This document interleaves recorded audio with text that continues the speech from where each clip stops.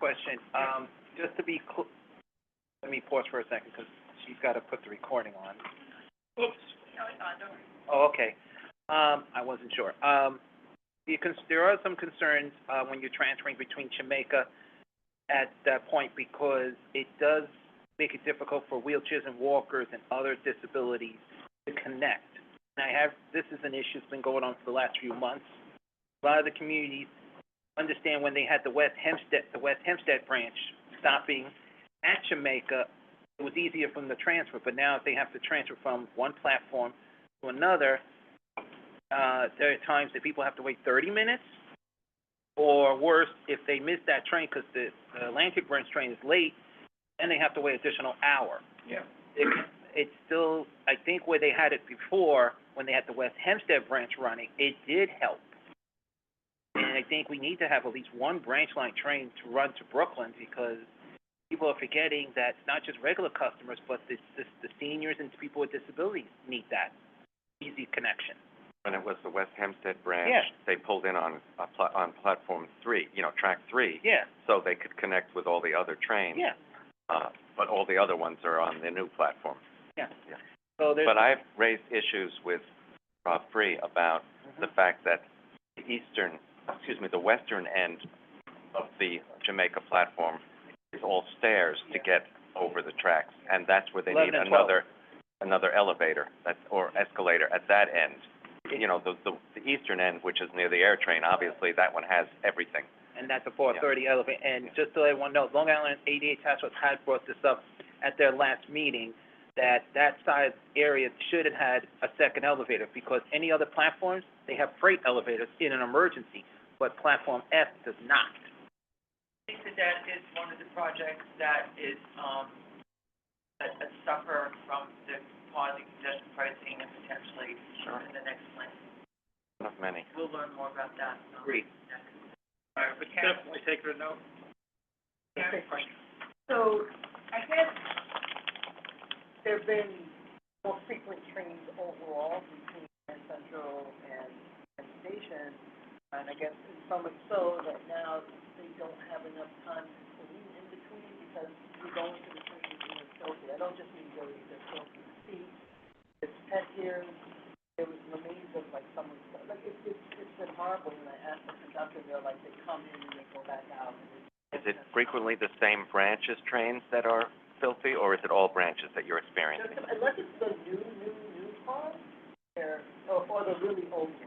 Okay. But the in-between ones. M7, in other words. Yeah. And I had a couple of things I just wanted to add on. So, like, I know that they've been doing the work at Norton, and they'll be doing it at Locust Manor and Rosedale, and this summer the biggest impact was they only had buses on certain weekends. And when they have the buses, I noticed they only have a bus every hour, even though the train is every half hour. So if they do that, is there a requirement that they provide the same level of service, or that they just have to provide, because it was a bus to Jamaica? And the bus doesn't hold anywhere near what the train would have held, so to have, half the number of buses of the trains makes no sense at all. So that, Wow. and this is a really weird one. So this one, Just one sec. I just want to write this down. I'm just writing all this down. Also, we've been asked if people can minimize the rustling of the papers from the snacks and the food, and because the microphone's picking up. Oh, thank you. Okay. Sorry, go ahead. Thank you. I know this is really weird. So this morning, I saw some of the workers that are doing the construction pulling an animal, and it turned out to be a raccoon, I guess, from the Can party. you say that again? Pulling a what? Pulling a raccoon, Okay. a hissing raccoon, Oh. and they had it like on a leash or something, and they pulled it away. So I thought like they were going to call animal control, and then they released it, like, on the other block. Is that normal? Like, Catch and release. No, they just wanted to get it off the job site. I mean, it just, Because the raccoon didn't pay their I fare. mean, exactly. No, I don't think there was anything wrong with that. They just wanted to get it off the job site. That didn't interfere with any of the workers.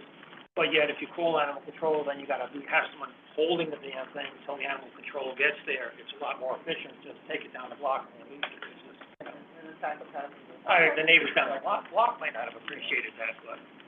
Thank you. Any other questions or comments? Get there? Alrighty, so we'll go down to Andrew's report. Okay, so there's some good news and bad news on my first item, which is MTA PD is losing Chief Kemper, who has been really terrific.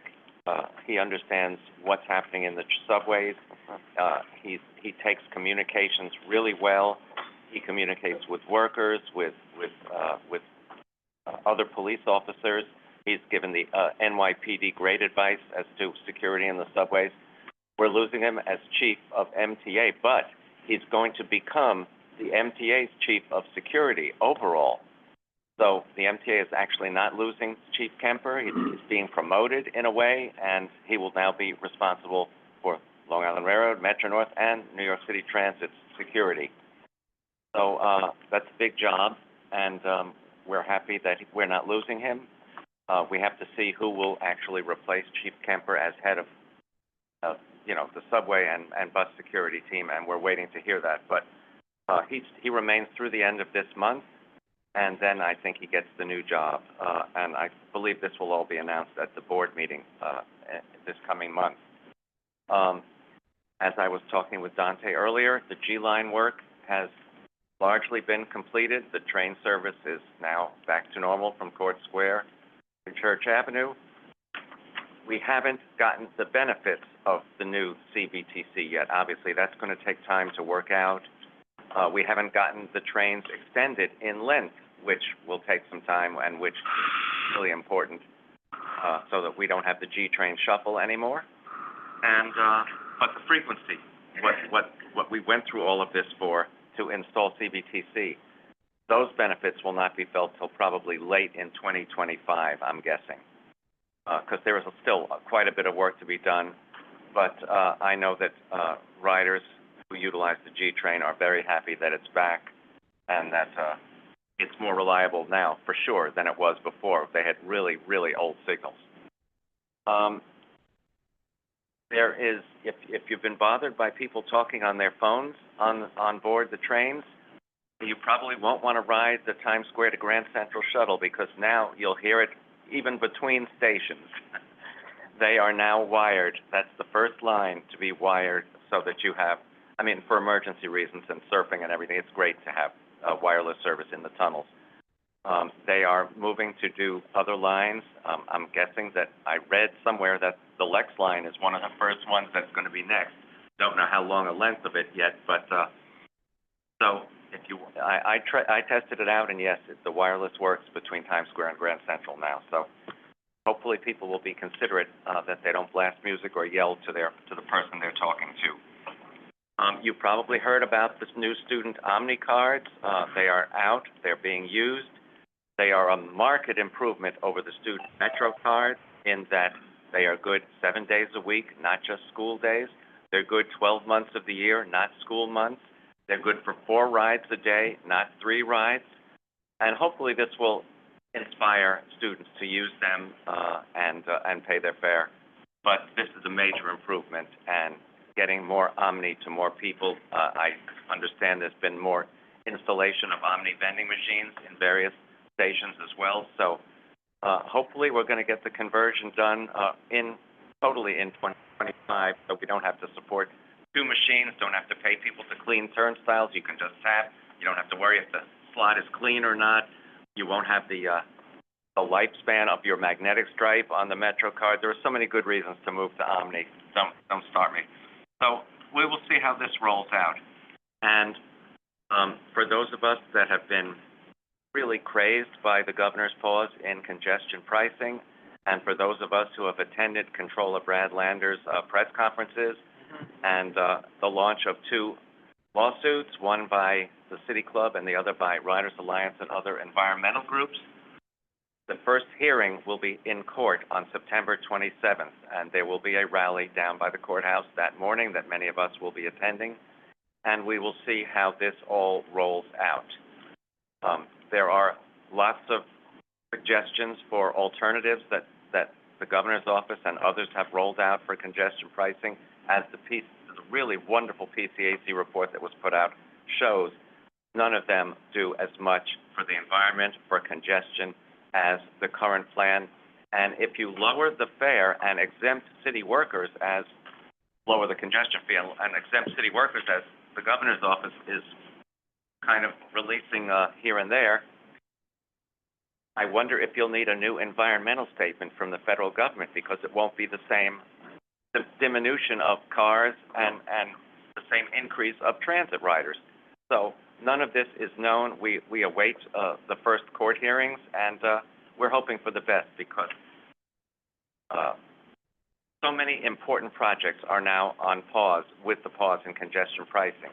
New cars for the subways and the commuter rails, new electric buses, new CBTC on Fulton Street A&C and 6th Avenue BD F&M, resiliency work on the Hudson line of Metro North, extension of 2nd Avenue line to 125th Street, the long-awaited IBX, the Interborough Express, the possible electrification of the Port Jefferson branch of the LIRR, now that it looks like that site may be within reach of the MTA and could work as a yard for the new electric fleet if they choose to do that. So many important things. So let's hope for the best in the court hearings. The governor said later this year she will rethink it later this year, meaning I guess after the election maybe. But the legislature, the state legislature, does not reconvene until after New Year's. So nothing gets cheaper the longer you wait, as we like to say. And there's too many important projects. And this is like the 21 to 25 capital program. We're not even talking about the 25 to 29 program and how behind that's going to be if we don't get the ability to bond these revenues. So I will end there. Continuing on it, or guess. Yeah. I guess, yeah. It'd be a nice segue, but we gotta fit Randy. I did want to say, so Kara did some PCAC investigating on student omnis. The students seem to love the student omni cards. A lot of They're people fast. have posted that they're excited to ride transit again, and it's mostly Okay. unofficial research, but like the feedback is good so far. In the good note, yes, but there are still minor problems still going in it's been a problem for the last few days, because some schools were supposed to work with them with the after-school program, so there are still issues going up, and there are some advocates groups been putting in petition. This is the outside area. They have to speak to Department of Education. Not all students who go to after-school program used to get student Metro cards. Now they're not getting Omni cards, so there's still an issue going on. Is that because of the distance-based, where they're distance, right, there were a couple of elected officials who've written about that, and Brett, Yeah. And they're still continuing working on it. It's also not just in one borough, it's now in all 5. and, That was like, my son received his Omni card yesterday. Not that he needs it because he only walks 3 blocks, but they did give out to the whole school, all the students. Got Omni cards with their name and like an ID number and how to use it for tap to pay. He was excited. He was like, oh, next time I go to work with Mom, I could tap on the bus. I was like, oh, we'll see about that one. So it's so a good that's way for to after-school incentivize. programs and stuff. Yeah, it's 4 taps a day, 24/7, 365. So looking into extracurricular activities, or if they're high school students and they have a job after school, they could use their Metro card to tap and go to get to their. Even though he's not distance-based eligible. Yeah, he That's was, great. yeah. And they're still working on that, because MTA Accessibility, Sarah Berry's been working on it. We had this meeting on Monday about it, so we are watching it. Yes, Oh, okay. with special ed students. Okay. Yeah. All righty? Yes. The distance-based eligibility, I understand that they bring it on sidewalk or whatever. That's where you go to school. But I get my report in case our guest speaker comes in, because I don't think I'll be here at the end of the program. Okay. I was gonna say that when the clock goes back and it's dark, then some of those students, even though they're close, they may want to take the bus or different transit just because of that. So it shouldn't just be based on distance, but also the condition on the bus. I think that's why this is being worked out. Okay, and the other thing I was going to just mention quickly was, there was this, joint congestion pipe, canvassing on Sunday. We're gonna talk about Are you gonna talk that. about that later? Yeah. Okay. But let's, let Randy give his report, and then, Jamie comes. We can, if, yeah, and then we can get back to this, because I see that there are hands raised here, but let's, Randy, why don't you, go ahead. Hi, thank you, everybody. All right, so the, June, all this stuff is in the, materials that were sent out to you. We've had some minor problems on different services around the system, east and west of Hudson due to the weather. No surprise. Included in the report is a very nice colored picture of the new locomotives that Metro North is planning on was receiving beginning this year. They actually, two of them have already been produced and they're out at Siemens where they have to be tested before they can come to service. This was a type of locomotive that the late Orrin Getz, my former vice chair, and I supported. And guess what? We're going to get them. And they're very nice locomotives. They're very similar to ones that you'll see all around the country. And they are, hopefully these are unique in the fact that they're dual modes as opposed to the other parts of the country where there's just either electrics or they're diesels. Anyone who's been had a chance to take a ride on the Hudson, Harlem, and New Haven lines south of 125th Street, there's this crane that crows over the tracks, which has been replacing track sections of this nearly probably 100-year-old, probably more than 100-year-old structure. And they haven't issued any press releases on it, but every time I've gone through there, the thing is parked because it's during the weekend. They do this work over the weekends. If there's anything else that I haven't covered in the report, it's all there. And I thank you for letting me get this report done. No problem, Randy. Any Metro North, Any Metro North questions? or additions, or? Just a different question. I was looking at from the Zoom, they're just asking, Lisa and Jerry, can you raise your voice by 10% more? We adjusted the microphone. Yeah. But I already told them, so just be advised, Debbie's already put her hand down. She was just saying she can't hear. Oh, okay. Mike, is there something you wanted to add at all about Metro North? I don't think so. Okay. Okay, we just put it out there. I couldn't see your hand. Thank you. Sharon? Sharon. At Southeast, there's a recurring daily problem when the trains, there's a train to Los Angeles connection and there's a train back to New York. And no one ever knows which is the right one. And everyone gets on and looks for the conductor to see which one. Is there any way with modern technology we could improve the notification of which track is going where? You catch that, Randy? That's your bailiwick too. Yeah. If the employees are doing their proper job, they should be making proper announcements about it. It shouldn't be so difficult. So maybe notify Andy or May that they need to tighten up on those procedures up there to make sure the crews are making the proper announcements. Or if there's a way to post it, this is the. Well, I was up there last year with Jack. Very briefly, we got up there and we turned around quickly. So I didn't really have a chance to take a really good look at the how it's set up. You're the expert up there, so why don't you send your comments to Lisa, and she can forward them to Metro North so they can do what's supposed to be done. We'll do that.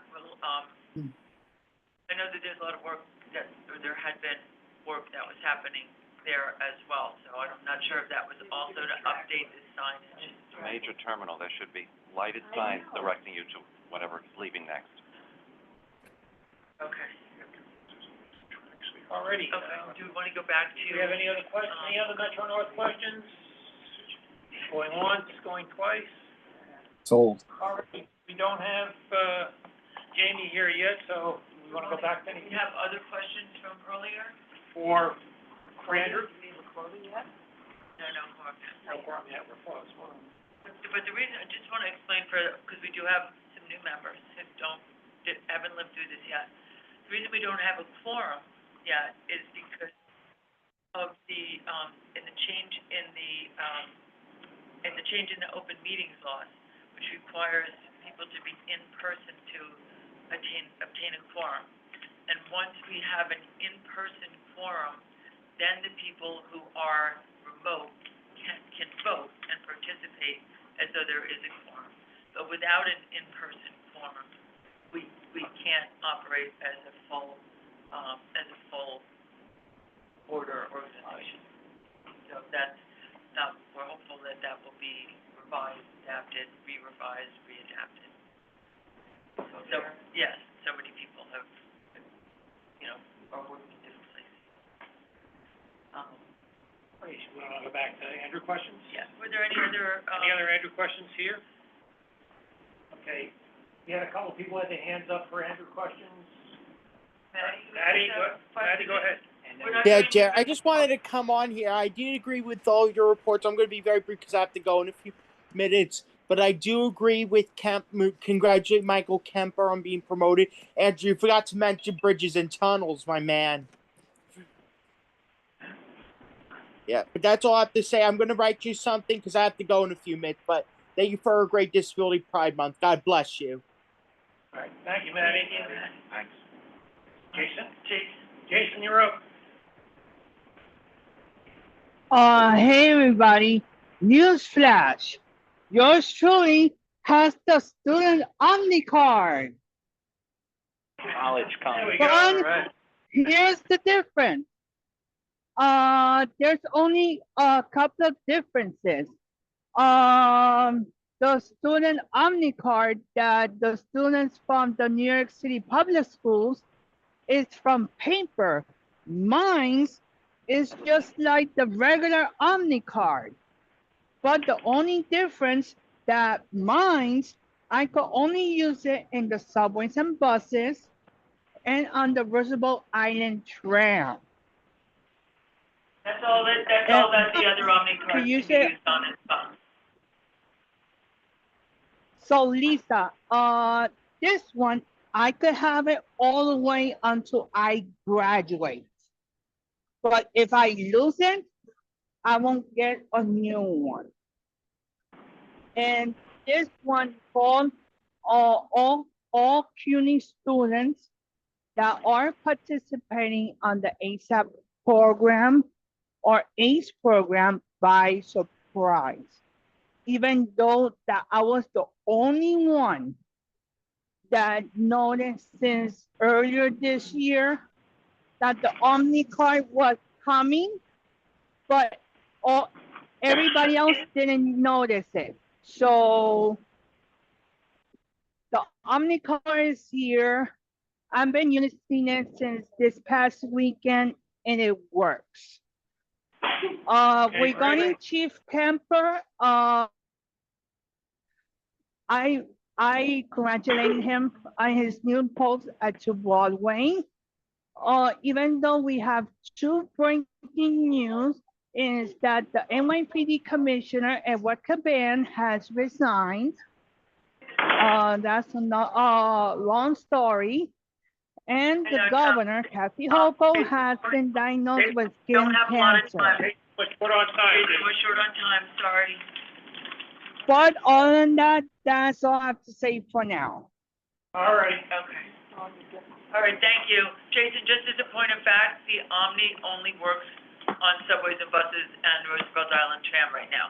So those are the only places it can work. I don't think it works on express buses actually. Or it definitely doesn't work on the railroads. Yep. Yes. Sure. We're working on it. Deborah? Yep. Yes, thanks, Jason. I was the one put in the chat about Governor Hochul has been diagnosed with skin cancer. It's My okay. thing, It's not real- I'm asking something very important. Lisa, I can't Yeah. hear everything you've been saying. You're going every other word. That's why if you see me, I look like I'm on top of the mic. Can you just talk a little louder toward the microphone and everybody else in the room? If you're talking to, like you're answering or asking something or answering, can you just raise your volume so the microphone can pick you up? That's all I'm asking. I was able to hear Jerry and Randy and Andrew, even my son clearly, but everybody else, I'm having trouble hearing you. That's all I'm asking, because I would like to hear what everyone's saying. Thank you. Alrighty, Okay, Thank you, Deborah. we'll try You're better. welcome. Okay. alrighty, since we don't have any other further questions, Jamie's not here yet, would you like to introduce the new members? Sure. We are absolutely thrilled to have, that the Transit Riders Council has gotten new members. We've gotten 3 new members. 2 of them are here right now. We're absolutely thrilled. Dante and Kalia. So why don't you guys each take, if you would each Kalia's joined us for several meetings, and has not been a wallflower at all. So some of us have met her before, some of us have met Dante, but Dante, why don't you, start, give everybody your elevator speech, and speak up, obviously, and, then Kalia, you go, and then we'll bring Jamie in, and. The elevator speak, just once you close the door. Yeah. All right, well, good afternoon, everyone. My name is Dante Arnwine. It's a pleasure to serve on this committee with all of you. Right now, I serve as the district manager of Brooklyn Community Board 9, which represents the neighborhoods of Crown Heights, Prospect Leopards Gardens, and Wingate in Brooklyn. Just a little bit about me. I look forward to working with you. I am a very vocal person, so you will hear me talk. But I'm very much a listener, pay attention to those details, and I look forward to representing riders throughout the city. Thank you. Awesome. Thank you. Kalia, is it okay if we get back to you? Sure. Awesome, thank you. Everybody's my friend anyway around here. Sure. And we are, thrilled that Jamie Torres Springer has joined us, President of Design and Construction, is that what we're called? Capital Construction? Construction and Development. Construction and Development. Welcome. So we're gonna let them get right to it. Yeah, nice, how's everybody? Good, Good to you? We were just introducing our 2 new members, Well, 2 of our new members, so finish we're that. thrilled. Yeah, especially this new member, I'd like to, you know. All right, I Kalia. know I'm your favorite, I know. What a great new member for you to No, have. Kalia. Now you should introduce yourself to everyone so that everyone knows. Yeah. Well, hi, everybody. Hi, friends. Everybody already knows me as your favorite travel educator here in New York City. I am honored to be on this board. Everybody probably knows me as Kalia the Sunshine and Miss Wheelchair New York, but I'm also the executive director of the Sunshine Network, where we teach New Yorkers with disabilities how to navigate MTA. And I'm a mom of a high school student. Cool. How's Ami? He's in Singapore right now, but he'll be back next week. Nice, all right. We just had a little Omni update from our from a mom who her son is, within walking distance of his school, but just got one for after school. Yeah. And from That's good. Jason, who is CUNY, is part of the, ASAP program, so has that. And Christopher, who was telling us about the ongoing rollout for, students with disabilities and other people with after-school programs. So that's our update. Yeah, that's good, and it seems like the rollout went really well. It was, it's always hard to communicate how much goes in. You think it should be pretty easy, but, if you can believe it, those cards, even a couple days before they were released, if you tap them at a validator, you get a red light, it didn't work. So, it's, sort of astonishing how much work it takes to get these things working, but it seems like it went well. And the students just seem to love it. We feel like, it's like we sort of made the decision to, as you know, to do the 4 rides a day, in part just, sort of recognizing like we're creating future paying customers of the system. And, at least so far, it feels like that's really working. Yeah. so. Kara, I forgot to say Kara was, playing the part of a high school student on TikTok. Oh, And not in a creepy way, and. Right. I was trying to see the. Yeah, there are lots of good, my daughter showed me a few TikToks, there's some really good TikToks, yeah. Well, we've got your presentation, I just want to make sure, can everybody hear Jamie? Deborah, can you hear? Okay, great. Hi, Deborah. Yes, I shook my head up and down, yes. Yes, gotcha, thank you. All right, so let's save our questions for Jamie till after his presentation. Sure. Yep. Well, just to get a sense, how many of you watched the Capital Program Committee presentation in July on this? I know you did, Chris, yeah. Well, you bet. Like, some of you are part of the Capital Program Committee. Okay, so, you know, it's somewhat of a repeat of that, to be honest with you, until we, are ready to release the full plan in a few days. But it sounds like most of you I should sort of, you know, take a step back and do it. I'm gonna do it quick though, because I know everybody always has questions here, and it is a lot of content. So let me see what I can do. So you all know, go ahead to the first slide, Kara, I forget what it is.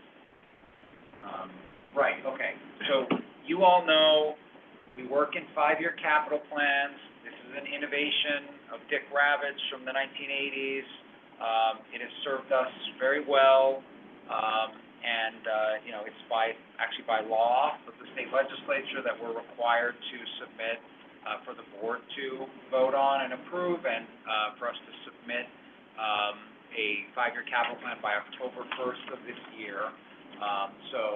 We've been, we've been working very, very hard for a long time. You know, as you all know from the last, you know, when you get down to the wire, it's very feverish work right now, getting it all done. But I thought I'd just give a little bit of an overview of where we're at. And what's not here is we're still finalizing, you know, the numbers. So it's not, this doesn't have, you know, here's how much it's going to be and how we're going to pay for it. That's, you know, remains to be revealed next week. Let me just talk through how we did it. You know, good budgeting exercise, you have to go from top down and look at, you know, the big factors and what drives you know, how big a budget should be, and then go from the bottom up. And what we've done by creating MTAC&D, which you all know, we created, Jano was my predecessor and created it in 2019. The goal, there were many goals of that, but one of them was to create a real professional, you know, cutting edge planning group that really took a big step back and looked at all of our 6 million assets that we have across this whole vast system of ours and said, what condition are they in? And of course, that's been done, you know, repeatedly over the years. It also is required by law that we do a 20-year needs assessment, but we really moved the ball forward in terms of the rigor that we use to make that assessment. And you know, it's very complex. We have a lot of assets, but we published that last October. And that's what's informing the bottom up. What are the asset conditions that we need to deal with in order to keep the system running safely and reliably? So that's the needs assessment. Go ahead, Kara. The top down is you say, okay, from a budget point of view, how much should we be spending, right? And you all know, we talk about this all the time. We have $1.5 trillion asset. That's a valuation that we had done. So how much do you have to invest in $1.5 trillion asset to keep it in a state of good repair? That's the key term for, am I able to run this system safely and reliably? When we have disruptions, there are different reasons for disruptions, right? We all know, you know, there's you know, things that customers do, there's weather, there's other types of conditions, but the disruptions that are caused by the failure of one piece of equipment or another, or a track incident, or a power failure, or a train, you know, a rolling stock, a train not working, that's caused when we're not keeping things in a state of good repair. So, you know, so how do we keep $1.5 trillion investment in a state of good repair? We actually went to some, have had the benefit of some outside groups giving us their view on that. So first of all, JP Morgan Chase published something that said that they think we should be spending about $23 billion every year state of good repair for a system of this scale. We're not gonna, we're not gonna be able to spend 23 billion, but, you know, they did, it's very interesting, the reports online. What do airlines spend? What does Amazon spend? What do, you know, freight railroads spend? You know, comparables. So that helps. And also, you may have seen the news, the controller, the state controller published a report just today, that, it actually updates some work that they did previously, which needed updating.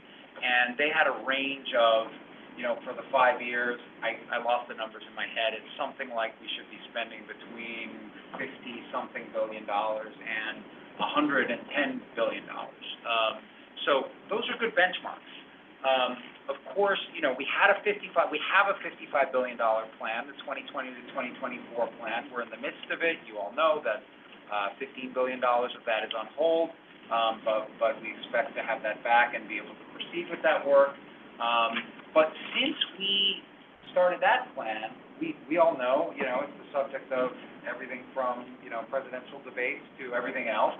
We've had a lot of inflation, and it's really impacted the construction industry. So take our 55 and you know, you inflate it by 30%, you know, we can all do that math, right? You're in the sort of 70s. And then, you know, people always ask, you know, but if you had that much money, could you actually get it into the system? And that's hard, and that's the work that we do day to day. I think our next slide might speak to that. No, it doesn't, but it's okay. You know, just to say that we have been able to award work to the contracting community at a scale that is necessary, what's necessary. So we're not worried about that. And, you know, it's the new MTA, it's the MTA construction development. We're not worried about our ability to get the work done. You know, if we have the resources, we'll get the work done. So all of that comes together, and we go asset by asset. And I'm not gonna go asset by asset because it's too much, but generally where we're at is that you see the categories are sort of in yellow. We think we're on a pretty good pace, based on the investments we're making in this current capital plan. And again, this assumes that we make the $15 billion of investments funded by congestion pricing. We think we're on a pretty good pace if we keep up that pace in those areas. But we need to increase our pace in these other areas. We're not investing enough to either keep things in a state of good repair or get them on track to state of good repair. And then we have the expansion projects. I will just quickly go through each of them. Go ahead, Kara. These are the ones where we need to increase our pace. Go ahead with the next one. I'll just go through them fast. Let me skip this. It's a lot of detail we can come back to. But just in the interest of time. So where do we need to increase our pace and why? Rail cars. We have 8,000 subway cars. We have, Andrew probably knows, a few hundred rail cars. And, you know, look, there's a couple different asset types where you have to have them in 100% state of good repair. There's other things that it's okay, you know, it's like our power systems. We got to catch up, but if one substation fails, we have redundancy, we can use the other one. That doesn't work for rail cars. We all know this. A rail car breaks down, you know, everybody's stuck, and it's a massive disruption. And there's a very, very clear connection between the age of a subway car and how often it breaks down. We talk about this a lot. It's called mean distance between failure. For the stuff that we bought in the 1980s, which is about 2,000 cars, that every I think around 75,000 miles, it fails. They fail on average. The new stuff we're buying, it's more like 200,000, 300,000 miles that it goes. And when we have a car failure, it's a big problem.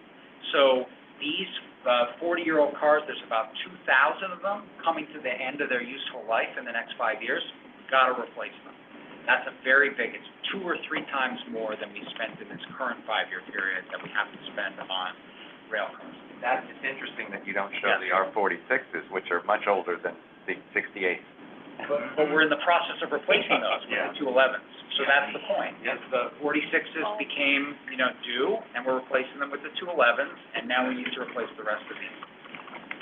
Rail cars, we need to accelerate. Go ahead, Sharon. Go ahead. Just go fast. structures. You know, this is the stuff that we don't you know, it's very technical, we don't talk about it enough, but, you know, think about what enables us to run, rail service, transit service in the system.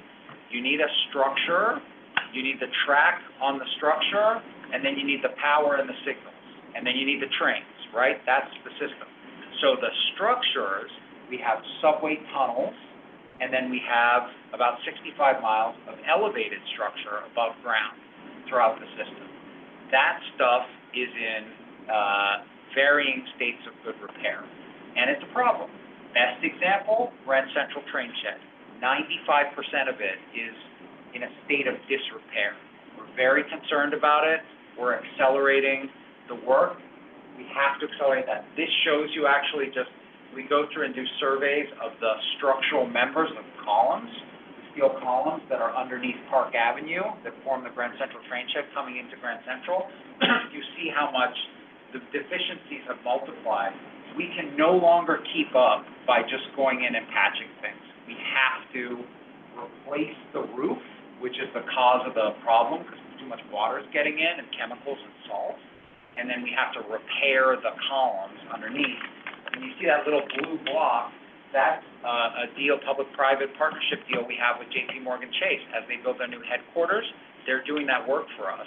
We have the potential to do more of that with JP Morgan Chase. We're actually close to an arrangement on that, and there's other developers along Park Avenue who we're talking to. So we gotta find the money for that. Otherwise, you know, there's no Midtown without the Grand Central train shed, right? So we gotta make sure that that doesn't fall in. That's one example. And go ahead, Kara. You might have to skip. Yeah, go ahead. That's the next one. Other structures throughout the system, elevated structures. 50% of those. It's not that they're beyond their useful life, but we have a way of actually painting them where we remove the paint, we repair the deteriorated steel underneath the paint, and then we repaint it. We have a new way of doing it where that protection, paint is actually a big protective element. It lasts for 30 years. We've done that in about 15 miles of the 65 miles in this current plan, assuming the $15 billion gets spent. We have to do. Does that work for Yeah. elevated structures for commuter rail as well as subway? It does. Yeah, it's a slightly different, you know, approach, but yes. And you can see 50% of elevated structures in the subway, 24% of our Long Island Railroad viaducts, 46% of above-ground Metro North bridges. All that's in bad condition. We got to make a big investment in that. And, you know, you can see, like, I just want to say, like, you know, it's like, does this keep us up at night? Yes, right? But it's not the same as rail cars. You're not going to get it all done in one thing. But, you know, we have to deal with the most important, most pressing issues. Otherwise, what happens? You have to shut down a line because you can't run over that structure. Or worst case scenario, this happened on the 7 line in 2019, where a couple of, you know, some elements fell off the structure. We can't have this happen. So we have to make more investment in structure. Go ahead, Kara. Power, next one. Right, we have substations throughout the system. This is a map of them, and it's the same thing for the railroads. And our power components are very old. You have 540 components that are on average 50 years old and are overdue for replacement. Almost all of the substations we have components within them, because, you know, the substation is complicated. It's got a lot of things in it. They have components within them that are 50 years old or more, and are in poor and marginal condition. So we need to get to a lot more components. We've got a wave coming. And this is just, you know, again, it's, you know, Janice says it's better than me sometimes. You know, it's like Dick Ravitch, you know, focused on rail cars and track, and because that was the worst problem. We're really just, and we focused on a lot of different things. Elevators and escalators have done a good job. Obviously track, rail cars. But we're just really getting around to focusing on structures and power. And it's not sexy. I mean, it's like, you know, it's hard. I mean, it's the work that we do day in and day out. But people are more excited about, you know, Interborough Express and, you know, there's a lot of this stuff. You know, it's like we got to invest in structures and power, otherwise we can't run service. So we need a big increase in how much we're spending on power, and that's in the plan. Go ahead. So that's power. Other things we have to accelerate on, resilience to climate change. So this is a complicated story. We had Hurricane Sandy back in October of 2012. There's been a lot of federal money that's come to us, $8 billion, to deal with resilience to coastal storms like Hurricane Sandy. But now we also have heavy rainfall, we have extreme heat, we have sea level rise, and those things affect us differently. They have different effects, but also think of, and you all know this very well because you're so in touch with the system. Heavy rainfall impacts different stations than a hurricane affects, and it happens a lot faster. So we have to, and we don't have federal money coming for that. So we have to make an investment. We put out a plan in the spring and said that we need to make a $6 billion investment in that over the next 10 years. We're making a big down payment on that in this 5-year period. Next one, sustainability. Another place where we have to increase our investment. And look, I always want to make sure people keep it in their heads. The MTA, by running service, avoids 20 million metric tons of greenhouse gas emissions every year as an alternative to everybody driving a car, right? But we emit 2 million tons, right? So we actually avoid 22 million tons, and then we emit 2 million tons, so our net benefit is 20 million. But we've committed to reduce that 2 million tons by 85% by 2040. Half of getting there is the transition to battery electric buses. So we're doing that. You all know we've done, if we have the $15 billion restored, we'll have done 500 battery electric buses. In this plan, I think we have about 4,000 buses. I don't want to get it wrong, but so we're going to do another big chunk of buses. And by the way, it's not just the buses. You got to charge the buses. Yep. And to charge the buses, we need the charging infrastructure. We need the power connections to Con Ed. We need Con Ed to come and bring us the power too. But then a lot of our bus depots are not suited to providing charging. So there's a lot of work on depots that we have to do. You all know we're rebuilding Jamaica Bus Depot right now. It's going to be able to accommodate all electric, but that's a hundreds of millions of dollar investment in a brand new facility. We can't do that with every bus depot, but we got to make a lot of investment to accommodate those buses. So that's the stuff that's increasing. And then go ahead, Kara. In terms of the investment size, also shops and yards. You've heard us talk about this. Some of you have been out to Livonia with us. Our shops are inadequate. It's like power and structures. We haven't focused on it enough. Livonia and 240th Street are the two shops. We have 17 shops. They're the ones with the most components in poor and marginal condition. And actually, as we buy those new trains, we cannot service those trains in those two shops. Jano talks about this all the time, right? The roof on Livonia, I think he's there today actually, the roof on Livonia is too low for us to service new AC units that are on the top of new trains, and we don't have enough space underneath the trains for people to work. So we just aren't going to be able to, and that service is a 3. So we're not going to be able to upgrade the rolling stock on the 3 train unless we also invest in these shops. Got to do that. Do we have new A-Division cars on order? We don't have them on order, but it's in the plan to get that going. I haven't heard anything about that. Yeah, you'll see it. It's in the plan. The yards, right? A lot of times in the morning when we have service disruptions, in the morning rush, it's because we had trouble with the put-ins, right? This is my friends from Subways will be able to tell you, can tell you a lot more detail about that. But sometimes that's just because the lighting doesn't work, or it's a signal failure, or a switch, and so we need to invest in the yards too, in order to be able to. It's all about trying to provide safe and reliable service. So that's where we're increasing the pace, and then there are, obviously a lot of important stuff. ADA, we're committed. No one in here questions our commitment. We have an arrangement through the settlement of the lawsuit, where we're dedicating a certain amount of money, and we're doing that. And we'll talk about next week what it translates into in terms of, I mean, we're still figuring it out, honestly, what it translates to.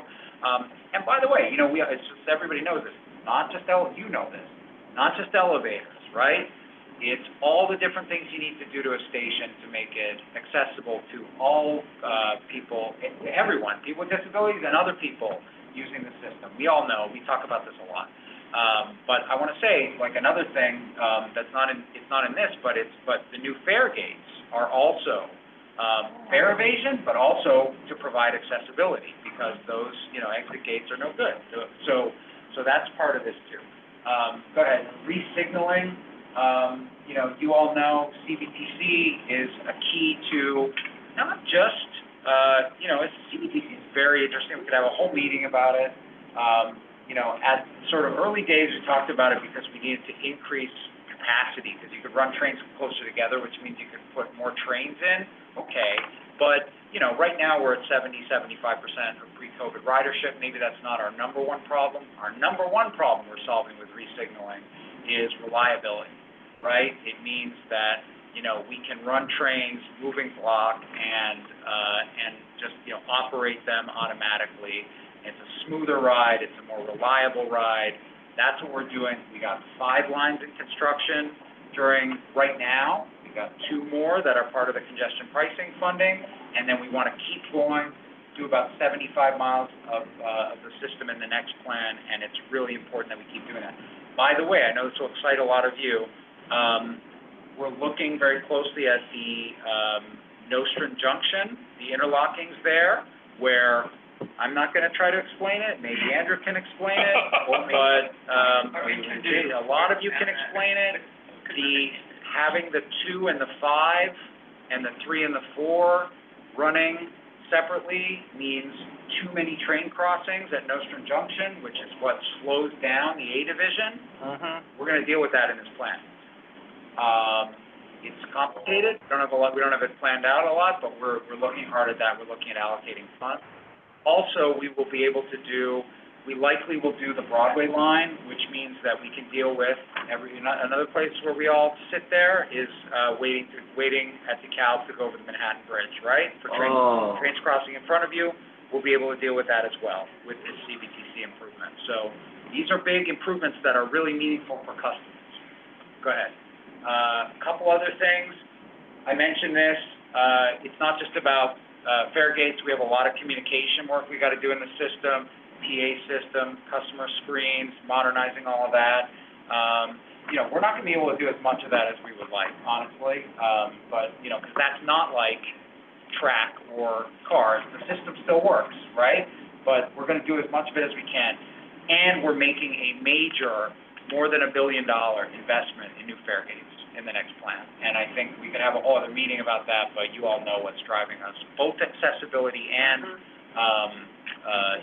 ensuring that people are paying their fare. And then, what else is here, Kara? Stations, this is like structures and systems. You got to keep investing in station components. In the 2020 and 2024 plan, we caught up on elevator and escalator state of good repair. Once we're done, need the $15 billion, we will be caught up. But there's a lot of other station components that are in disrepair.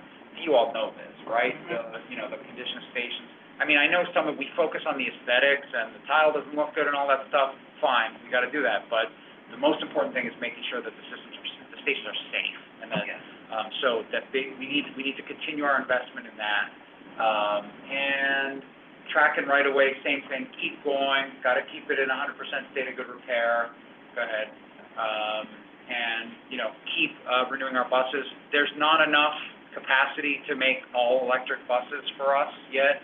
We don't have enough capacity to charge them, so we're going to keep replacing some of our bus fleet with what is still very clean diesel, 98% cleaner than it was 25 years ago, but we're making that transition over time, so there's an investment in that. DNT is getting what it needs to maintain the system in a state of good repair. A lot of progress has been made on that in the last few years, and we'll continue to do so. And, then the last thing is, and by the way, I didn't focus enough on the railroads in each of those categories, but each of the railroads gets its, what it needs in order to also keep things in a state of good repair, make progress on state of good repair, really important investments getting made. And then we're looking at system expansion. I'll be honest, this is a state of good repair capital plan. There's less budget allocated to system expansion than in some previous plans.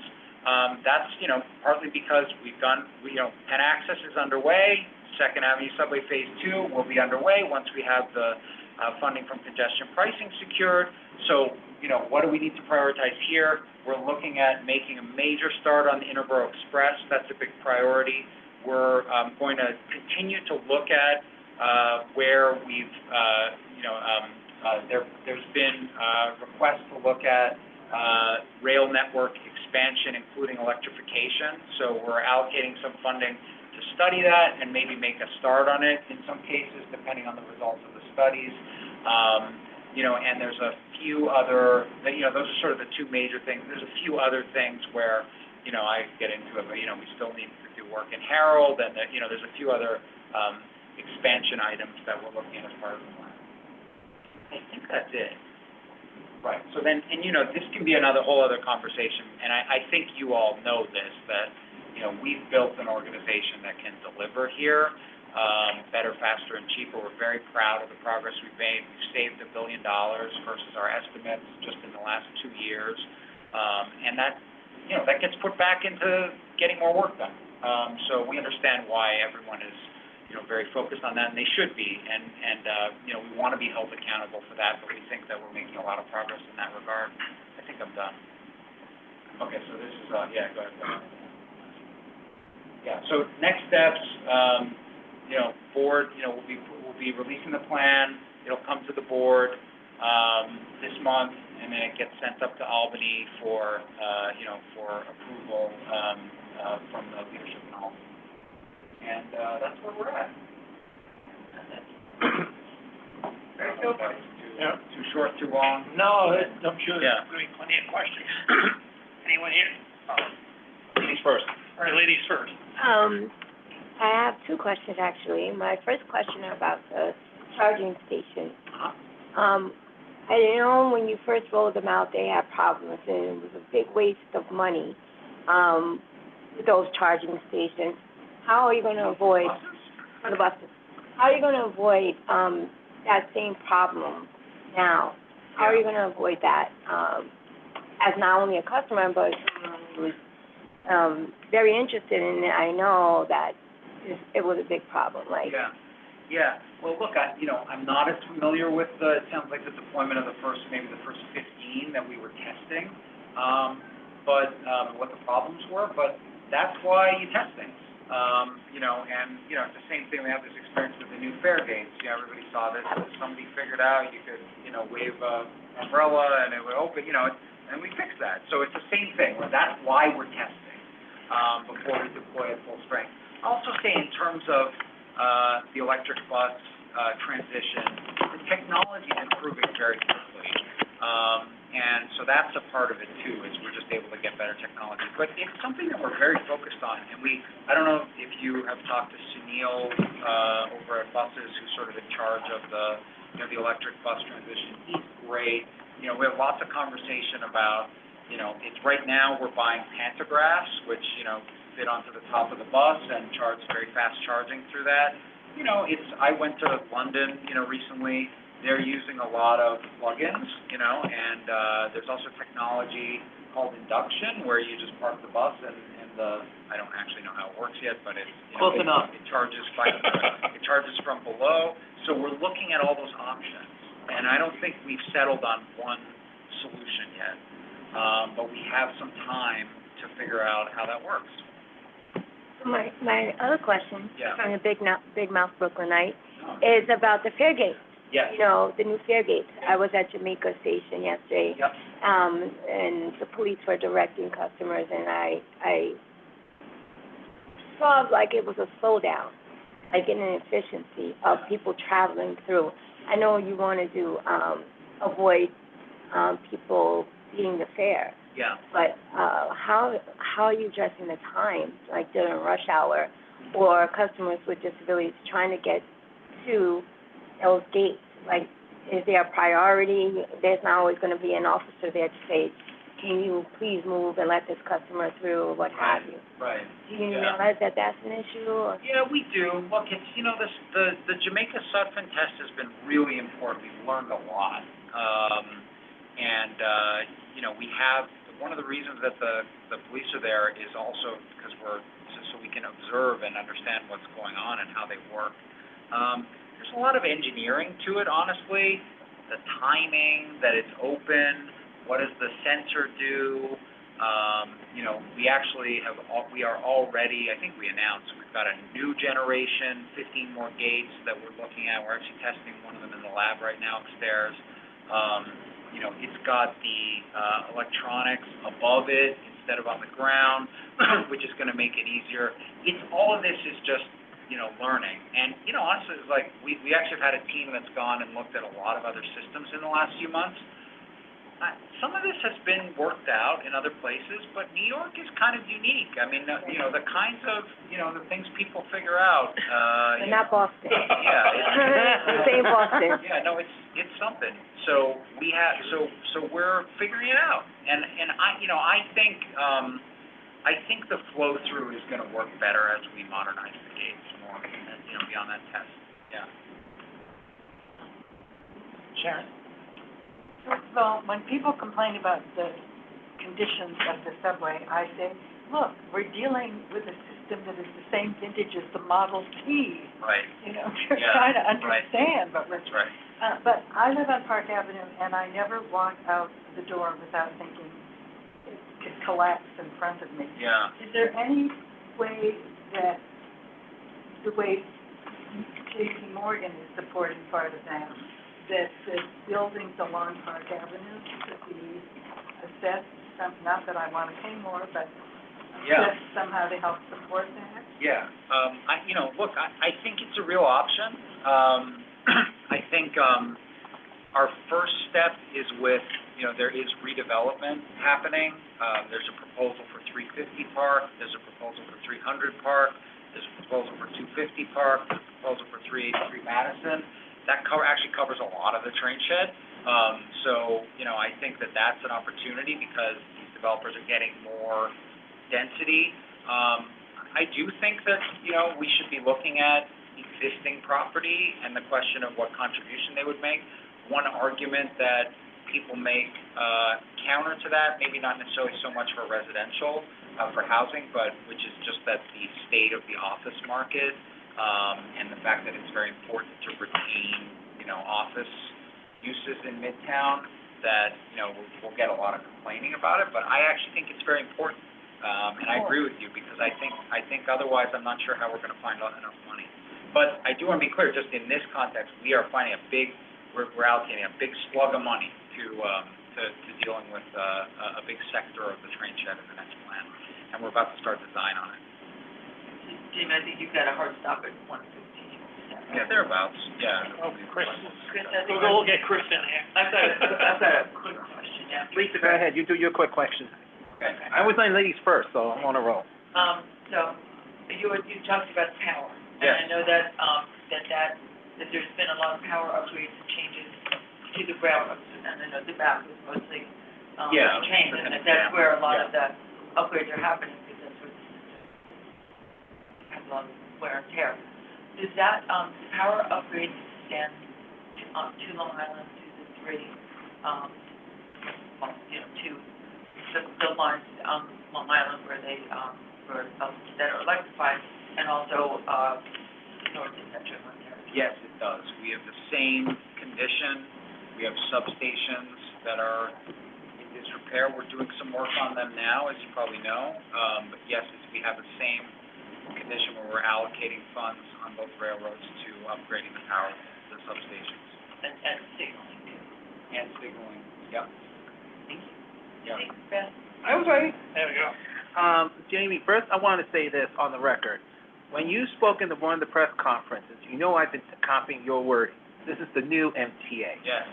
And I will say this every time to everyone, every elected official. This is the new MTA, not the 20th century one.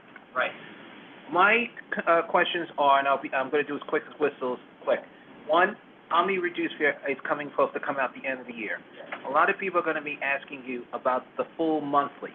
I know Andrew has mentioned it, but it has been brought to my attention. They want the card, but they want to make sure they have the full monthly for low income and people who do use it. Yeah, Because the MetroCard people have been using it. yes. The other concerns are, since we are doing construction at stations, and thank God we're doing Sheepshead Bay and Church Avenue, thank God, can we please make sure when we do these constructions, like the platforms are even to the train, even when it, because, well, you agree with me on that one, Kalia. Thank you. Is to making sure, because there are some people who get on a platform on a train, maybe the front or where the conductor is, because those are the two main point areas. And it's been brought up years already. So far, 7th Avenue on the F and G is no problem, because you made it good. Can we do that with the other stations that are being in construction as we speak? Yeah. Well, look, it's a design problem. The key is, and the requirement is that we create the ADA boarding area. I understand we all would like that the whole platform be an ADA boarding area. Sometimes we just can't do it.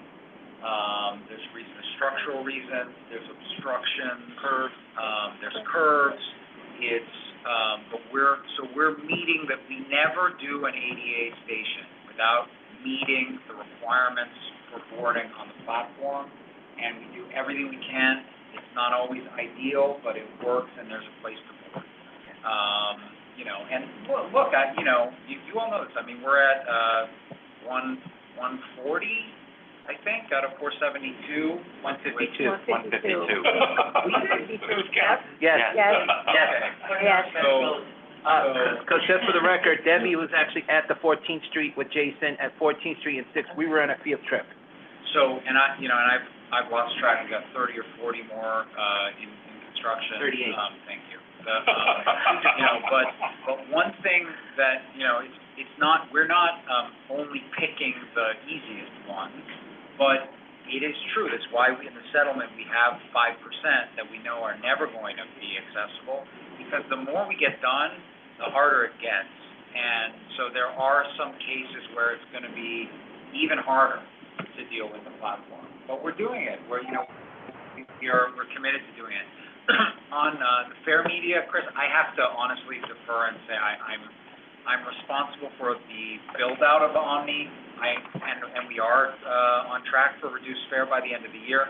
But I don't know about the monthly fair media question. I'll have to ask. We're gonna ask Jesse to come. Jesse is the person to ask. Yeah. But still, thank you. Well, thank you. Do you have time for one more? Yeah, Karen? sure. Yeah, sure. Hi, thank you for this Do you want to presentation. ask the question about the bus, service too, while you're asking? Oh, well, no, it's okay. I'm gonna ask about the resiliency. Is there a point with increased weather activities and heavier rainfall where you have to decide whether or not to continue service at a station or not? Does it become unreasonable to continue?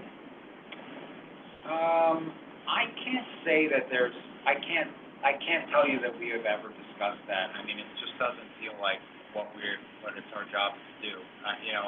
Our job is to figure out how we continue running service. And so,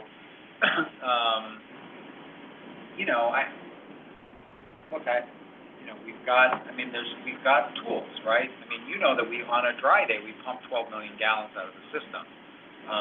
So, we gotta improve our pumping capacity. That's in the plan. Each station, we can address it in some way. Sometimes it's easy. Not easy, but sometimes you add a step, right? And I know that's create ADA issues, and that's what you gotta do. But sometimes if we raise the step, that's enough. We're talking to the city, because the city has a responsibility to keep water out of our system. And there's some easy stuff for them to do. I'll give you a great example.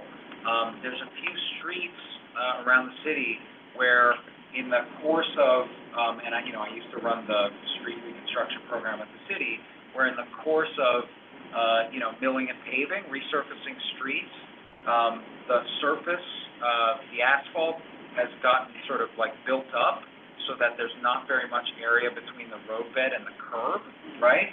And that means that there's not enough room for the water. So, it flows over the curb and into our stations. So we've been saying to the city, you know, we've given them very specific examples of where they need to go and mill down further, so that they can contain water in the streets. And we're having a good cooperative discussion with them. It really helps the deputy mayor, Joshi's on our board because she's responsible for all of that. So I don't, you know, we're not willing to let a single station go here. You know, maybe there's more disruption in the future if we can't get to it all, but that doesn't mean that we're, you know, gonna cut back on service. Yeah. Thank you. All right, thank you. Jason has a question. Okay, last one from Jason. All right, last Yeah. question of the day. Use it wisely. Hey, Jamie from the NYC Ferry en route to the financial district. My concern is regarding Omni. I'm seeing that people that visit us from out of town are not noticing that we have the Omni vending machines and they're not using them. How could we encourage those people that visit us from out of town that are not aware that we have the Omni card? That will be a thing that will be soon to be implemented, that will be replacing the Metro card. How could we make them aware that the Omni card will be a thing of the future? Yeah, it's a great question. It's one that a lot of different parts of the MTA are working very hard on, Jason. You know, I have a couple of thoughts on it. The first is, let's not forget, and I say this in a little bit more of a stark way than some of my operating colleagues. We don't want people to use the Omni machine, right? I mean, if you come from out of town and you have a card with a tappable card, or you have a digital wallet, which most parts of the world are actually ahead of us. We just want them tapping their card to enter the system. So, you know, now having said that, some people always will have one reason or another to use the Omni machine, you know, and clearly, you know, city residents that have, that have credit issues and so on, right? That's very important. But some people from out of town as well, and it's an ongoing thing. It's a customer messaging thing. You know, actually, I don't know if you noticed, but I think I just noticed that we've rolled out there on some of the MetroCard vending machine screens. It says you don't need a MetroCard, right?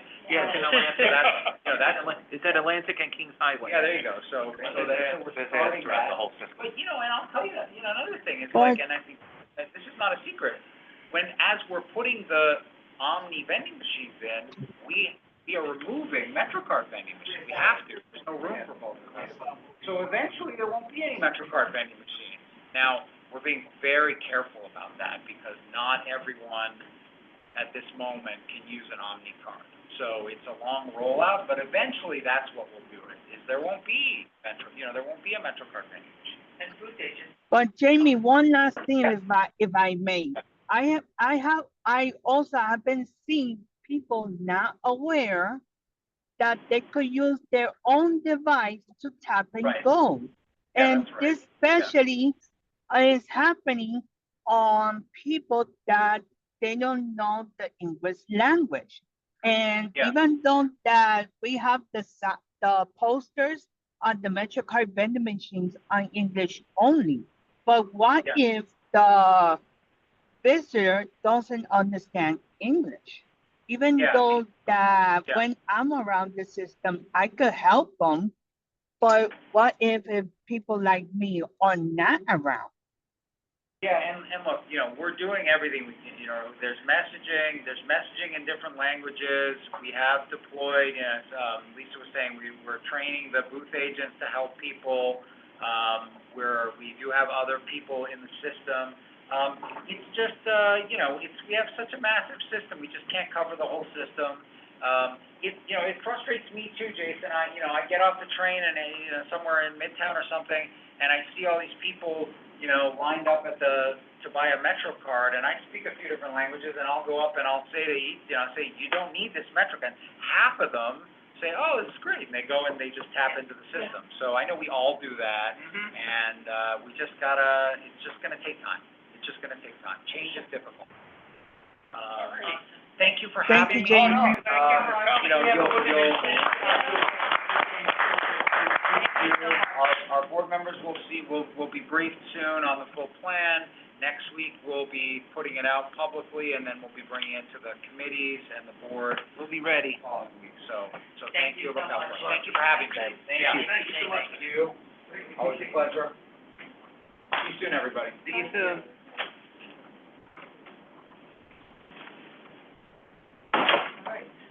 That was a really good presentation. Yeah, really good. Oh, my God. Yes, ma'am. Karen. Karen. Oh. Right into life. You started being like, don't kill him. Leave him alive. So, I wanted to actually applaud having Grand Central, Madison. It has been life-changing, not just for me, but I had family, friends come over, Labor Day weekend, and they had to go to a wedding in Walden, New York, and they were able to come in, JFK, air train it, Grand Central, and then go right up to Beacon, wherever it is they were going. So that is just a game changer. I was just thinking Did when. they buy a joint ticket? Combo ticket? A combo ticket? They just paid on the train because they were seeing it. It was just easier for them to do it. The other thing I was gonna say, the question that Jason asked, I don't know if MTA works with like some of the travel or like, New York City influencers, because a lot of people watch these TikTok and Insta videos before they come to New York City, and that's how they know about the Metro card. And I don't really see anyone talking about Omni in the same way, so. Can you make one? So you don't follow me? You don't follow Kalia the Sunshine?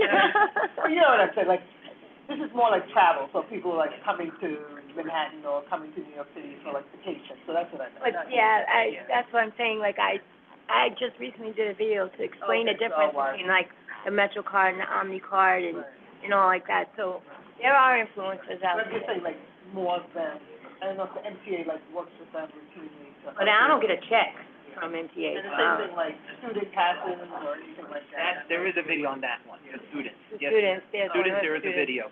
And just for the record, and just jumping in quick, there was a video for when they introduced the app on the phone. Debbie's on that video. Oh, okay. They do I put should out know, videos. that number is the highest in the history, as Q said today.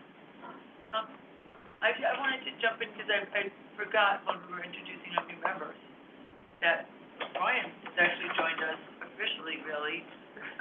You started, I think, the day of our PCAC meeting. He was in orientation that day. You were in He actually orientation. gets to join That's right, he the was in actual orientation that day. So Brian Fritz is our associate director. I think I've met pretty much I think you've met everyone. everybody, but, and it feels like you've been here for More than 3 months, for It was sure. an interesting time to start. Let's Yeah. put it out there. Right, so, that, Before, before we go into Lisa's executive director's report, just wanted to piggyback on something that was said earlier. Yeah. We need, when we're talking to our elected officials, we do have to make the point Christopher made. It's a new MTA. They all have this mindset that this is a wasteful organization, it just pisses money away, and it's not. But it's been so ingrained in them over the years, they haven't really understood the new management that we have here and the things that they're doing. Some of the ones from Long Island, they saw what Jamie did with their track. They replacing bridges over a weekend. I mean, stuff like that is unheard of, and yet they pulled it off. And yeah, shuttle buses. Yeah, nothing's perfect. No, it was Yeah. really, really done. I mean, some of the stuff that they've done, so I mean, we really need to get that emphasis out there. The other thing is, because our elected officials are dealing with so many and getting pulled in so many different directions, they don't understand how the MTA operates, They don't understand the problems that we're facing. I had a conversation with my assemblyman, last week, and we was talking about the fare evasion. He didn't realize that we had that much fare evasion on buses. So why can't you? Let me read the papers. No, he knew we had a problem, he just didn't know how bad it was, you know. For some reason, it's in their mind, it's all subways, you know? And because they hear about the gates and stuff like that. And I tried to explain to them, but, well, why don't they stop it? I says, unfortunately, we're in a city where we have to put our bus drivers in cages. How do they stop, you know? And Right. it started going on, and I was like, yeah, you guys got a problem. But everybody else talks about, like, well, why don't they do this? Like, it's so freaking easy, you know, to stop. It's a major problem. And I think when we talk to elected officials, we just need to let them know that we just not passively letting these people on and we don't care, you know. We do have some major issues to try and resolve. And we need to make that clear to them so that they don't think that they're just putting, good money after bad when they're investing in the MTA. I want to, add to that. Because Okay. you just brought up an excellent point.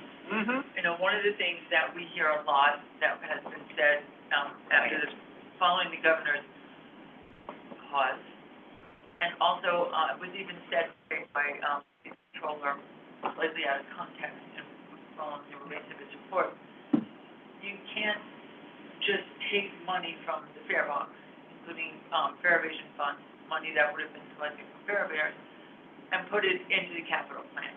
So it's not a translation of, well, if they just stop fare evasion, then they'd be able to plug the hole, because it's the difference between operating money and capital money. And one of the things that we as PCAC staff are working very hard to do, and our colleagues in advocacy with whom we work very closely, is to help to educate elected officials about the difference between operating and capital. And not just elected officials, but people in the press. Yeah. And, you know, people who are decision makers and other folks. If anybody has any questions about it, we're happy to do a session with you also.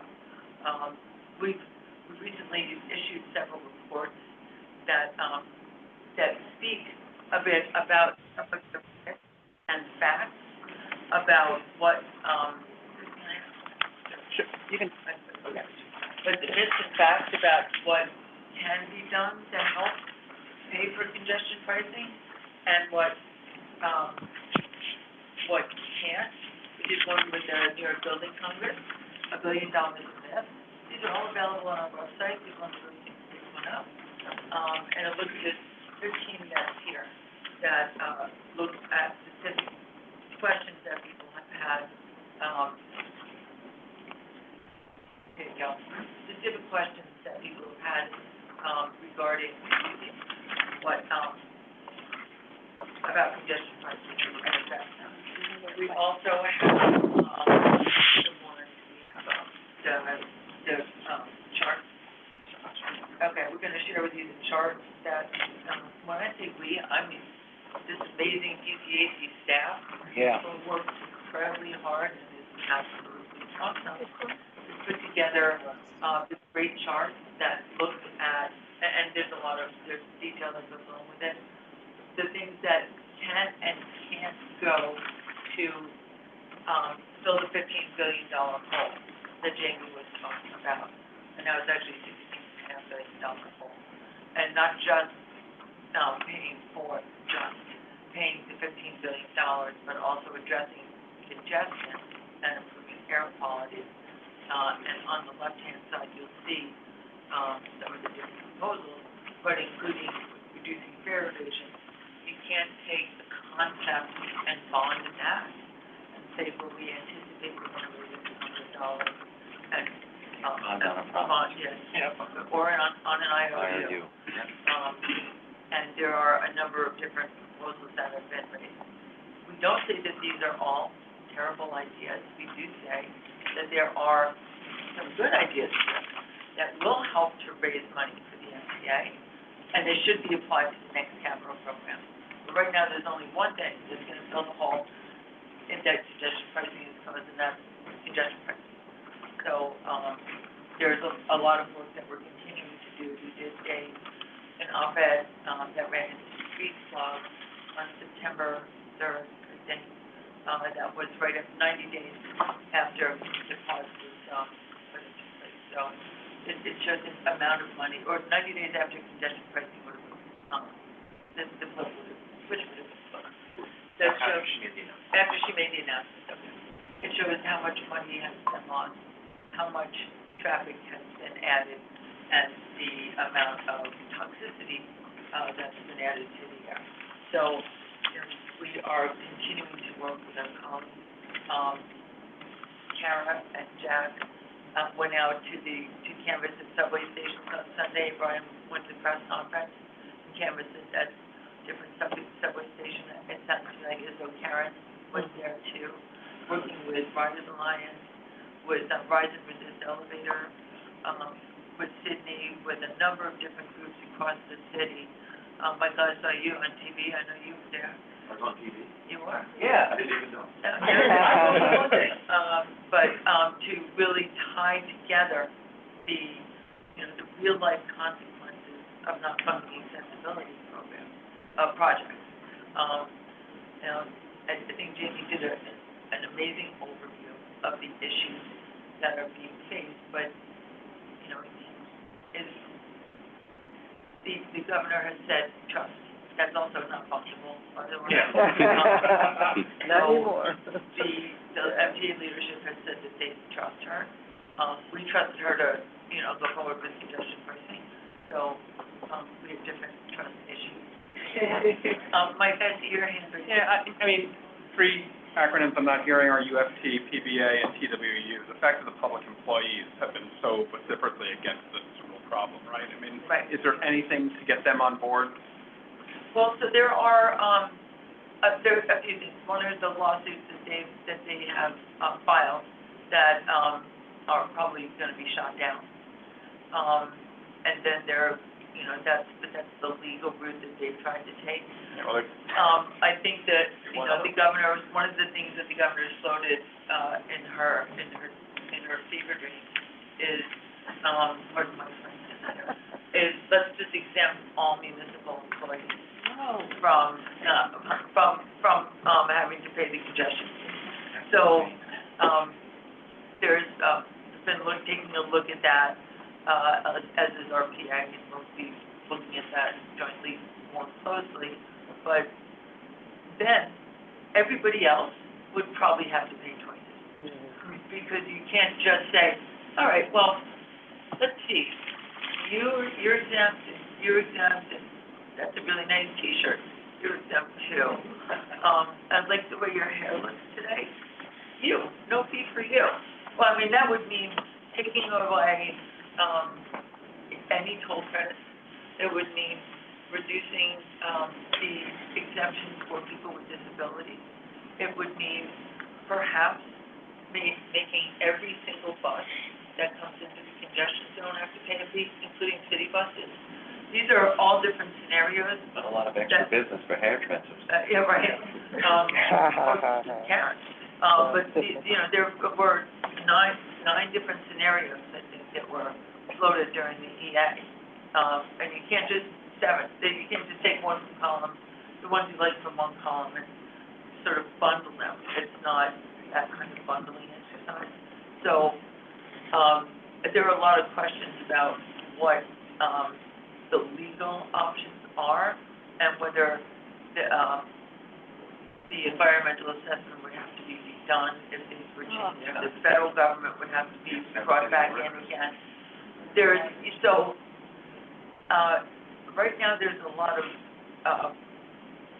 trying to figure out what the hell is going on. I mean, I guess the one thing I would say is that, and with, I think Jamie's presentation was great. I'm sure the next capital plan is great. I think the MTA leadership has to be stronger in saying what we can't do. The fact that we're still talking about expansion and all, that should stop.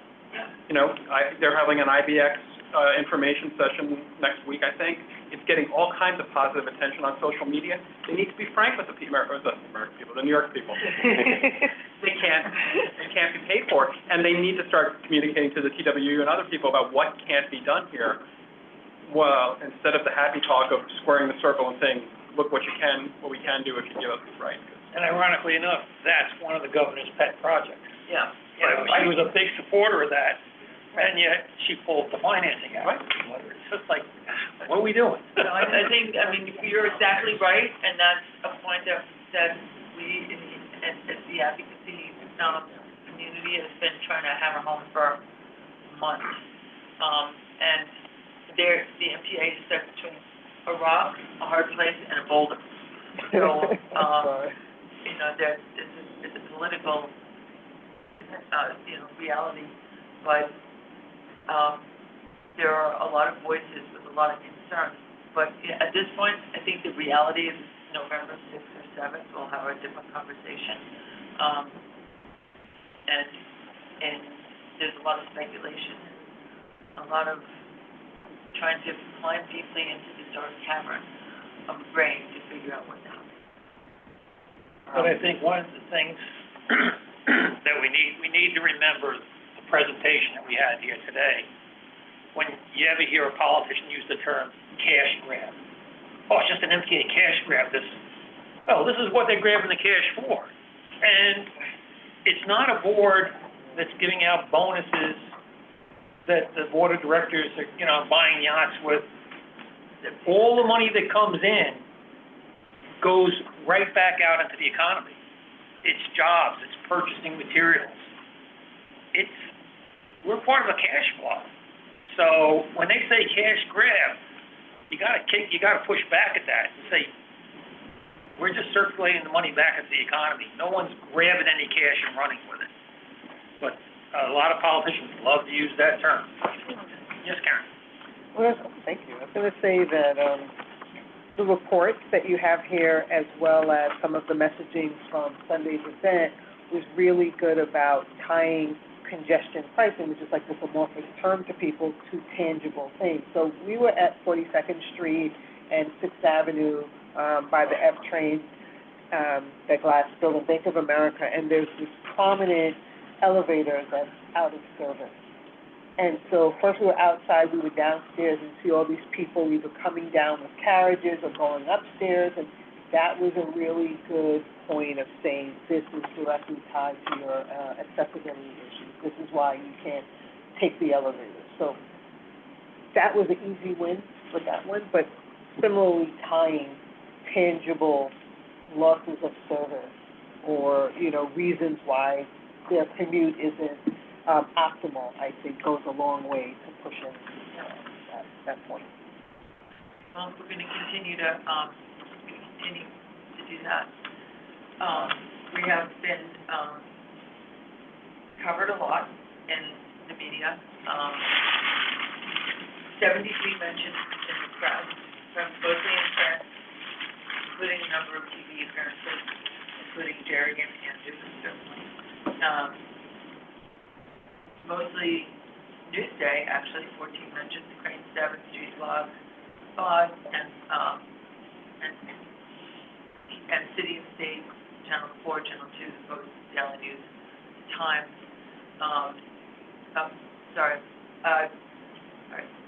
But that is not the only work that we have been doing.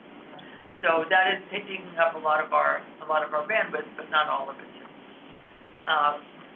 The work that, as you know, the New York City in this budget passed an increase in fare to 145% of poverty rate, of the federal poverty rate. We have been working with the Community Service Society, Riders Alliance, and the City Council to get that to 200% to bring more people on. 145% is great, 200% is better. We're continuing the conversations with the council and with our partners, and we anticipate that there will be a hearing, a rules hearing in October, and implementation in, later this year. So we're going to continue to keep up our conversation on that. And That is not all of it, but that, I'm gonna let, there certainly be time for musical business and any questions. Lisa? As I'm reading this, and also just let everyone know, I did attend some of those, that press on Sunday regarding the elevators, but I did mine on Saturday. And was, thanks to Jason also, Jason did a video of the new, one of the stations that was reopened was Marcy. And it was on, I found out it was on News 11, which I'm glad to see, because TikTok does work. But what I'm seeing is with 23 stations, we need to be clear, very clearly, they're not being canceled. They're being delayed.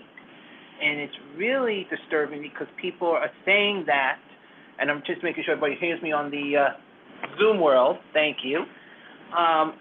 We just need to really make a message clear, even whatever we do on Facebook, Twitter, whatever.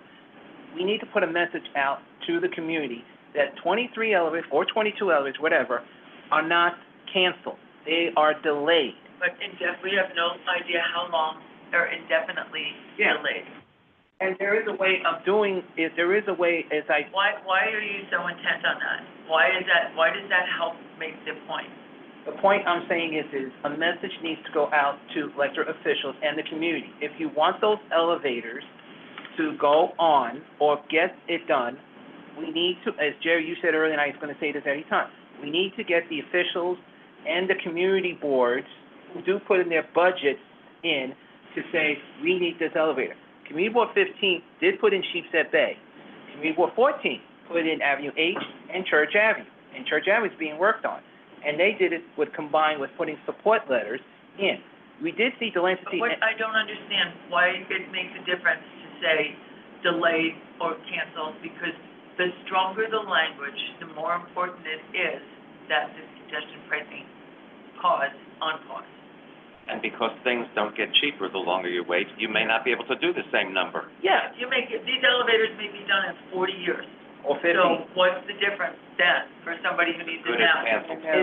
Well, first of all, going to what... Yeah, exactly. It's pause, but not cancel. I'm going with your pause word. Because the thing is if Q's saying pause, he said it twice at the board. But Chris, we're talking in different political realities. In political... His political reality is pause. Ours is a very different structure. I can understand the structure or Why not. don't we talk offline about it? And if anybody wants to talk about it in a smaller group, I'm happy to do that. And we also, I want to compliment this also, but I hope we can see more about accessibility in here as well in the future. I'm not saying it's bad, I'm saying it's good stuff. So we can go out and make sure, let them know. Okay. Agreed, Andrew. Thank you. And Deborah, you've got your hand raised. Is that, what you said in the chat as well? There's something else I'm bringing up. I would like to know if the MTA is advocating because Fair Fares discriminates against you when you're a senior citizen. The day you turn 65, you go from paying $1.45 on accessory, you have to go back up to $2.90. And Right, it's been brought up, can I finish? And then I will be very glad to hear you. No matter how many times different disability groups and senior groups have brought it up, it seems the city officials are not listening. You also have Congress people blaming the MTA for Fair Fares. And it's not their program, it's the city HRA. But what can be, because you see HRA and former Mayor de Blasio was mistakenly thinking that when you turn 65, you then go down and pay $1.45 on accessory, and we all know that's not true. So what's going to be done? Because a lot of us, it's very frustrating for us that we feel we're being discriminated against for that by the city. That's a great point. That is definitely a good question for the city. They're the ones that fund that, and they're the ones that fund the accessory fares. Yeah, Operation. because it has to be brought up. That's a great question. Okay. That might be a great question to bring up at the MTA board meeting when you have the deputy mayor sitting there at the table. He's coming on which day? This end of this month? She's a board member. She's a board member. She's a board member. Oh, Alright, well, I Jerry. did bring it up to her personally and I haven't gotten any response back. I get a look like, huh? So it's not, so like no matter, and I have done constant, not just me, all of us. So what else can we do? Or is there a way you can also assist us, being that you can talk on the board? You can talk longer than we can. And you can say something too. Jerry, Andrew, anybody, please, anybody who's on the board, please say something for us too. Because we can only get up, and we only have 2 minutes. That's it. Andrew just said that he and Jared will speak to her. Yeah. Offline. What? I can't hear everybody because wow. We'll talk to her one-on-one. Yeah. We'll talk, they'll Thank talk to you. one-on-one. Thank you. Now I hear. Jason, are we, this is new business or old business, or we finished? All right, you done with your executive, we done with the I'm executive? done, yeah. All right, so we're done with the executive director's report. Any questions, Elisa? Jason, what do you got? New or old business? Regarding, I have one question regarding, Lisa's report. When you, can you provide more clarity regarding your report, Lisa? Because, if you present the report to an average person, we would love to see the report in, let's say, in plain rice and beans. And I want to bring new business also. Chris and I were attending yesterday accessibility forum that New Jersey Transit Corporation had yesterday. It was a pure disaster.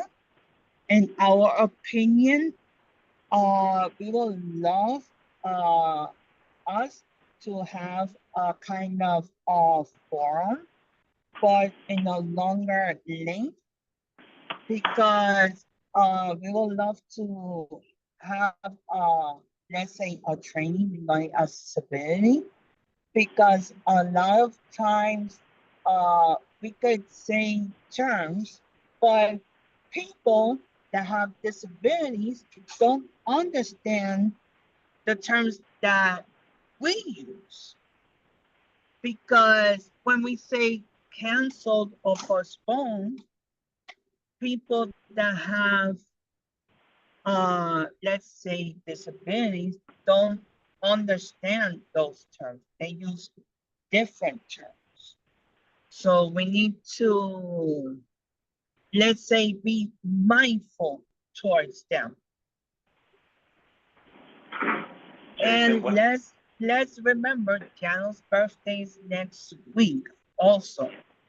Jason, when people ask me what's happening with congestion pricing, I tell them all of the different projects that are on pause now because of that. And that's what I said. And it's on pause. We have no idea when it's gonna restart. If you just say pause, we're fine. Oh, okay, thank you, Andrew. We say illegal. Yeah, well, I like that word too. well, that's gonna be decided in the courts before too All long. right, any other questions for Lisa? All right, any old business anybody wanted to bring up? Jerry, I do have old business because I did promise, because this is related to a street naming coming up for Edith Prentice. It's coming up in October. The family has asked me, and I have it here. What's the date? That's why I'm popping up right now in my thing. I have it here. My phone will stop going to cuckoo land. It's on a Saturday. Will be on October 19th, 11 a.m. If you enter, when you saw Jamie's presentation on I that, have it down, but I have it for noon. 11 to 12. 11 to 12? Yes. 181st Street, outside of 181st Street, where that elevator, the new elevator is. Once you go up that elevator, make a right, walk up the ramp, make a left, that's where she lived. That was her original elevator, fought for. I know, because me and Michael Rain were there at 181st Street elevator, open. And I can vouch that because I found the picture of that. I was there once when they had a celebration for her. Yes, that was 175. which is being Right. renewed, and for the record, the plaque is here in the building, so you're welcome. But I just wanted to share that because it is everyone's choice. But Andrew, if you can back us up, make sure, remind them, please make sure the A is running.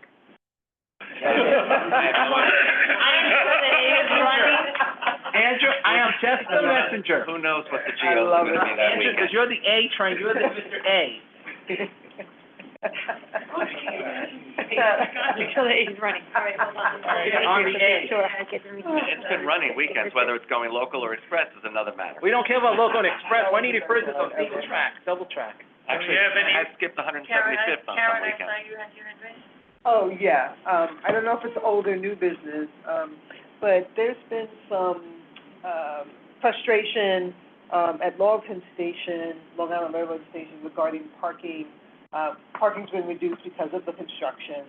And also there's been people from Long Island who come and park, for a cheaper fare, and people are asking whether or not there could be like residential permits assigned, because, you know, we're not allowed to park in most of Long Island Railroad stations in Long Island. And so that's become more contentious.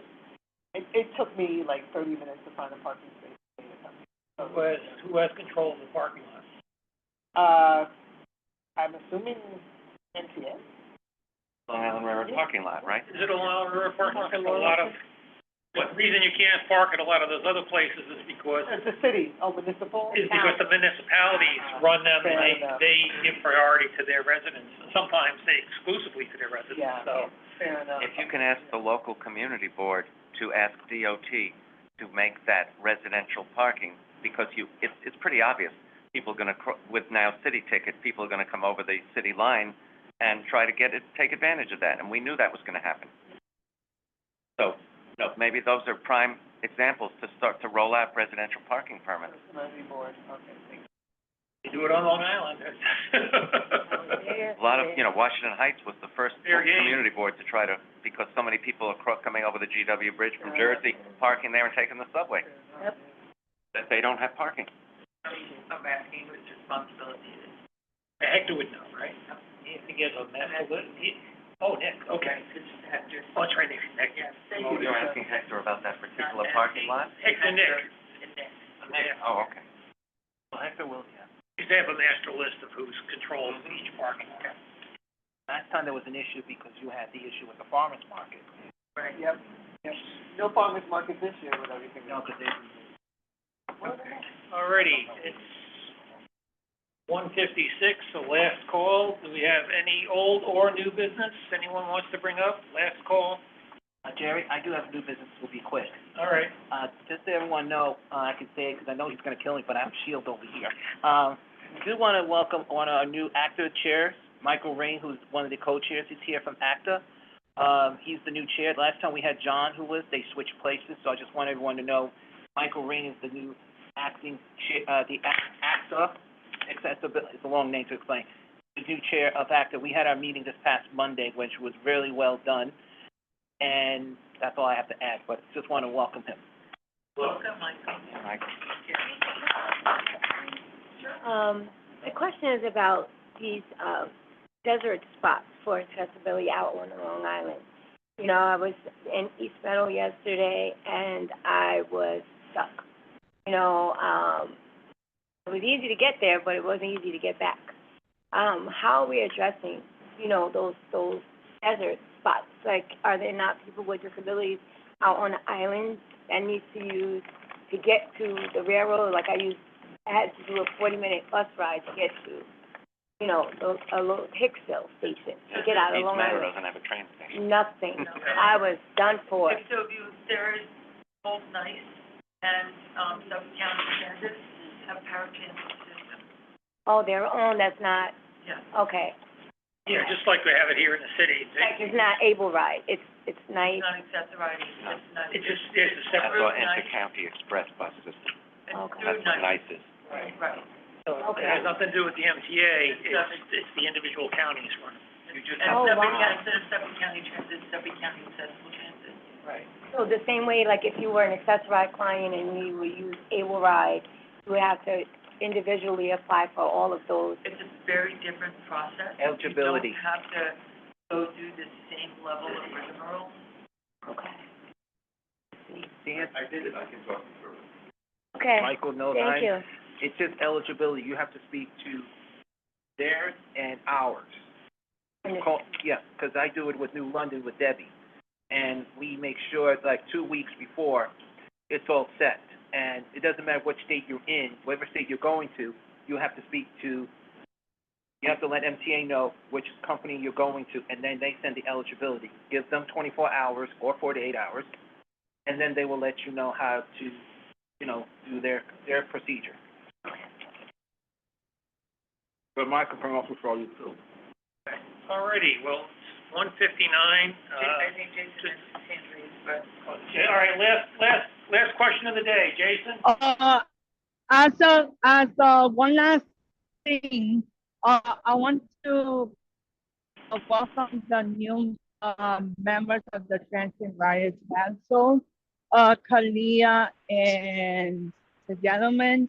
If you guys need anything from yours truly, I'm available for anything. And guys, enjoy your weekend, enjoy your Thursday, and see you guys in the board meeting. All right, thank you Sounds so much. good. Alrighty, so since this is officially an unofficial meeting, since we didn't make our quorum, we don't need a motion to adjourn, I'm simply gonna say, meeting adjourned. At 2:00. Bye-bye, everybody. Thanks, everybody. Sorry I wasn't you. active today. Hey, Jerry? Hey, Jerry?